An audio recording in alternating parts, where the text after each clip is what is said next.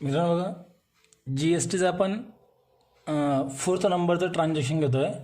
त्यात बघा, purchase goods of rupees 20,000 at the rate 12% G S T by cheque. Purchase goods of rupees 20,000 at the rate 12% G S T by cheque. आपण काय खरेदी करतोय? इथे माल खरेदी करतोय 12% जी एस टीने आणि चेकने पेमेंट आपण केलेलं आहे. आता सगळ्यात अगोदर आपण हे चेक करू की अकाउंट्स कोणते कोणते येतील.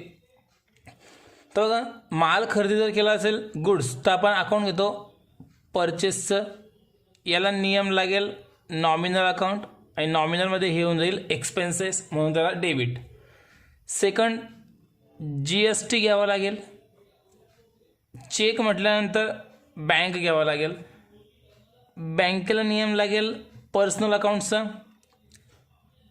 बँक, आपण जर माल खरेदी केला तर चेक द्यावा लागेल, म्हणजे पैसे बँकेतून द्यावे लागतील. बँक होऊन जाईल गिवर, बँकेला होऊन जाईल क्रेडिट. आता लक्षात घ्या, आपण जर माल खरेदी करतोय, लक्षात घ्या, आपण जर माल खरेदी करतोय तर अशा वेळेला G S T input G S T असतो, बरोबर आहे. जी एस टी कोणता असतो? इनपुट. आणि इनपुट जी एस टीला काय करतो आपण नेहमी? डेबिट. तर बघा, परचेसला डेबिट होईल, जी एस टीला डेबिट होईल आणि बँकेला क्रेडिट होईल. अमाऊंट कशा येतील बघा. आता amount, cost of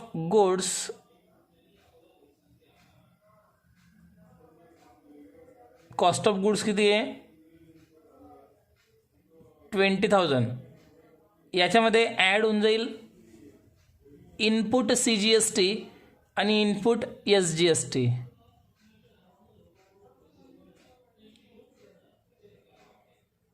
input C G S T 6%, input S G S T 6%. हे याच्यामध्ये काय व्हायला पाहिजे? ॲड व्हायला पाहिजे. 6% कशावरनं घेतले आपण? 12% म्हटले होते. 12% म्हटल्यानंतर 6% होईल सी जी एस टी आणि 6% होईल एस जी एस टी. मग 20,000वर 6% काढू साईडला. 20,000 इंटू 6/100, तर 6% येईल 1200 रुपये.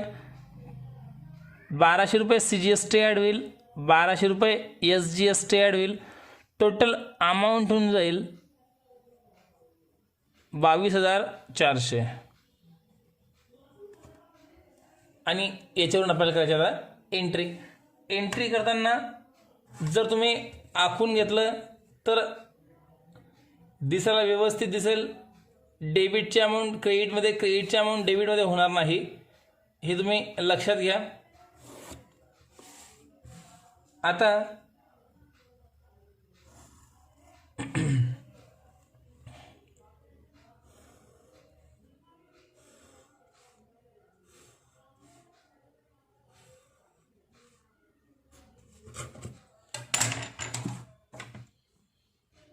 इथे बघा, कॉलम्सला नावं काय काय येतात.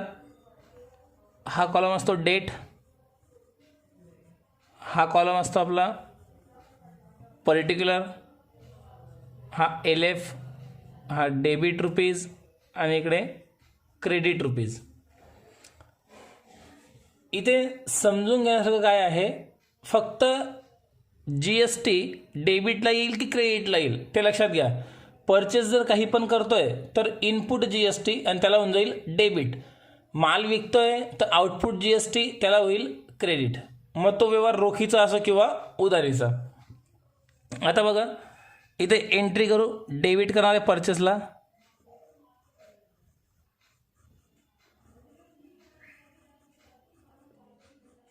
Purchase account debit. आपण माल खरेदी केला होता 20,000 रुपयांचा. याच्यामध्ये G S T, input C G S T account debit input CGST account debit 1200, input SGST account debit 1200 to bank account. आता बँकेला अमाऊंट किती येईल सगळ्यांची टोटल, म्हणजे ही आपण इथे केली होती 22,400 रुपये.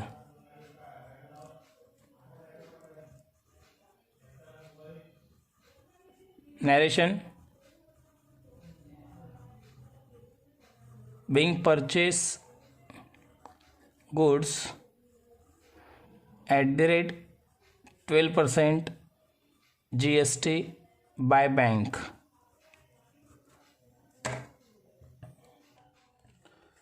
आता यानंतर next transaction.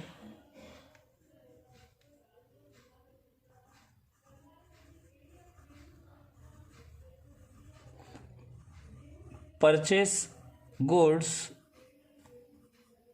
of rupees 50,000 from Ketan Limited. Purchase goods of rupees 50,000 from Ketan Limited at the rate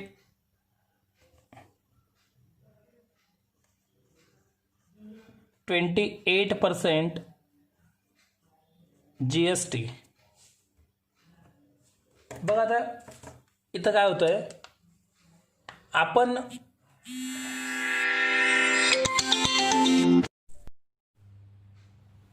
तर इथे परचेस गुड्स ऑफ रुपीज 50,000 50,000चा माल खरेदी करतोय फ्रॉम केतन लिमिटेड. हे ज्याच्याकडनं आपण माल खरेदी करतोय त्याच्या शॉपचं नाव आहे. At the rate 28% GST. आणि कसा खरेदी करतोय 28% GSTने. अकाउंट्स कोणते कोणते घेणार, माल खरेदी केला म्हटल्यानंतर पहिला अकाउंट घेणार आपण परचेस. नियम लागेल नॉमिनलचा, त्यात एक्सपेन्सेस म्हणून त्याला डेबिट. यानंतर GST राहील.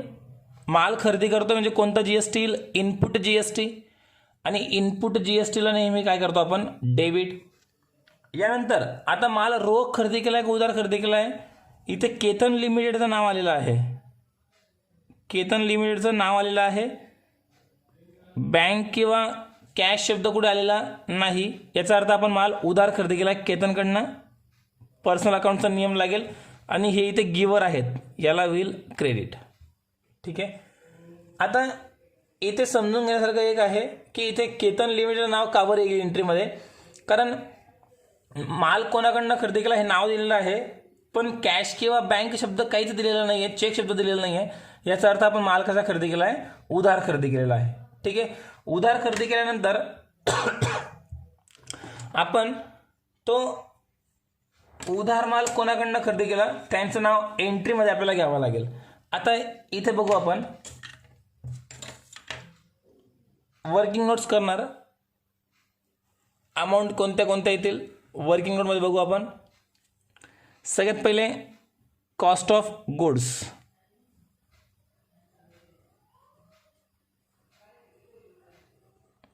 कॉस्ट ऑफ गुड्स किती आहे 50,000. याच्यामध्ये काय होईल अगोदर ॲड होईल इनपुट CGST, इनपुट SGST. आता किती पर्सेंट ॲड होईल तर 28% GST म्हटलं आहे, तर त्यातनं CGST होईल 14%, SGST होईल 14%. आता हे झाल्यानंतर आपण यांची अमाऊंट शोधून काढणार. कसे काढणार, 50,000वर आपण 14% किती येत आहेत ते बघा. तर 50,000 इंटू 14/100. 2 0 कट, 2 0 कट झाले, 2 0 सेम. 14 गुणिले 5 जर केले तर 70. 14 गुणिले 5 जर केले तर अमाऊंट होईल 70.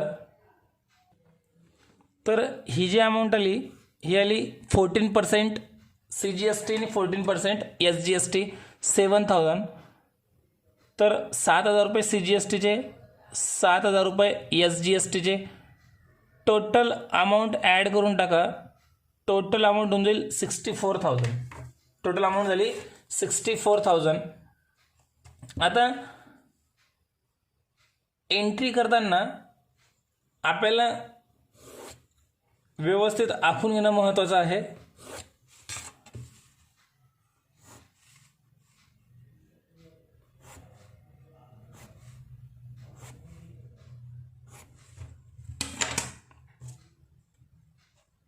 हे झालं.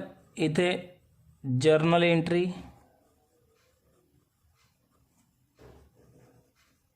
Date column,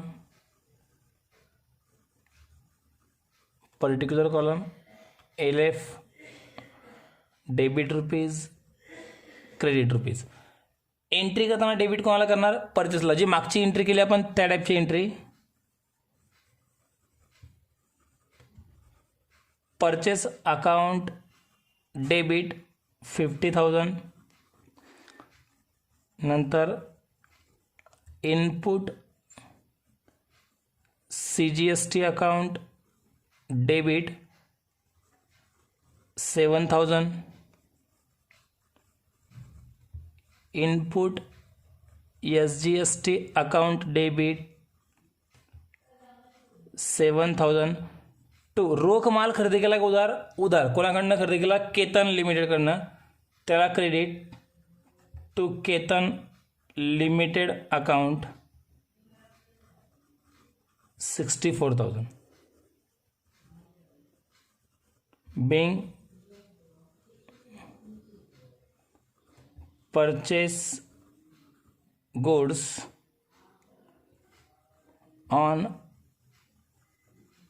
credit at the rate 28% GST. Okay. आणि हे ट्रान्झॅक्शन संपलं. बाकी ट्रान्झॅक्शन आपण नेक्स्ट व्हिडिओमध्ये बघू. हे 2 ट्रान्झॅक्शन आपण आजच्या व्हिडिओमध्ये कंप्लीट केले.